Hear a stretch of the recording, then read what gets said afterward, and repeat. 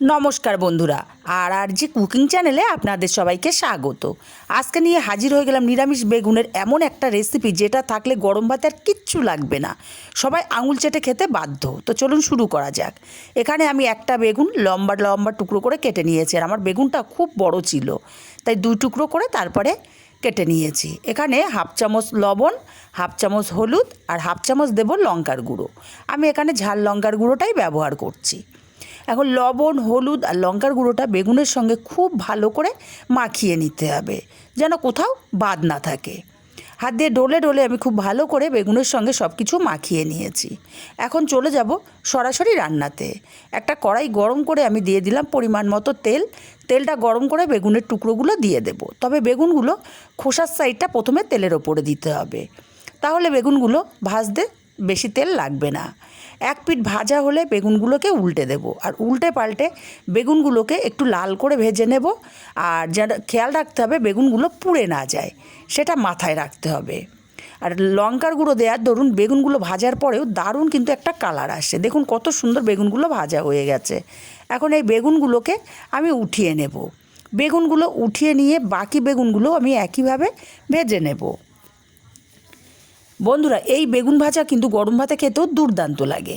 বেগুনগুলো উঠে নিয়ে পরবর্তী বেগুনগুলো একইভাবে ভেজে নেব। বেগুনগুলো ভাজা হতে হতে মশলা করে নেব। মিক্সচার জারে 2টো কাঁচা লঙ্কা, একটা টমেটো আর 3 চামচ সাদা তিল দিলাম, আর 1 চামচ হলুদ সর্ষে দিলাম। অল্প জল দিয়ে একদম মিহি করে আমি পেস্টটাকে রেডি করে নিয়েছি। এখন মশলার পেস্টটা আলাদা পাত্রে ঢেলে নিয়ে হাফ চামচ হলুদ, হাফ চামচ ধনে গুঁড়ো, হাফ চামচ জিরে গুঁড়ো আর হাফ চামচ কাশ্মীরি লঙ্কার গুঁড়ো দিয়ে খুব ভালো করে মশলার সঙ্গে মিশিয়ে নেব। খুব ভালো করে মেশানো হয়ে গেলে মশলাটা এক সাইডে রেখে দিয়ে এদিকে বেগুন ভাজাগুলো বেশ লাল লাল করে ভাজা হয়ে গেছে। এখন বেগুন ভাজাগুলোকেও আমি তেল ঝরিয়ে উঠিয়ে নেব। আর বেগুন ভাজাগুলো উঠিয়ে নিয়ে এই তেলের মধ্যে হাফ চামচ কালো জিরে ফোড়ন দিয়ে পেস্ট করে রাখা মশলাটা ঢেলে দিলাম। আর মশলার বাটিটা ধুয়ে অল্প জল দিয়ে ভালো করে নাড়াচাড়া করে মিশিয়ে দেব। তারপর এখানে দিয়ে দেব হাফ চামচ চিনি আর স্বাদ মতো লবণ। এবার মশলাটাকে ধৈর্য ধরে সময় নিয়ে খুব সুন্দর মতো কষিয়ে নিতে হবে। মশলাটা কষাতে কষাতে মশলা থেকে একদমই তেলটা ছেড়ে দিয়েছে। পরিমাণ মতো জল এখানে দিয়ে দিলাম। জলের পরিমাণটা বুঝে দিতে হবে, অতিরিক্ত বেশি দিলে তরকারিটা ভালো লাগবে না।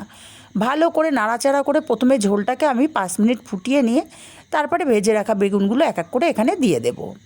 আর দিয়ে দেব 2টো চেরা কাঁচা লঙ্কা। আরও 5 মিনিট বেগুনগুলোকে দিয়ে এইভাবে ফুটিয়ে নিয়েছি। এখন নাড়াচাড়া করে দেখিয়ে দিচ্ছি আমি এই রকম ঝোল রাখবো, কারণ ঠান্ডা হলে আর একটু ঝোল টেনে যাবে। এখন ওপর থেকে বেশ কিছুটা ধনেপাতা কুচি ছড়িয়ে দিলাম।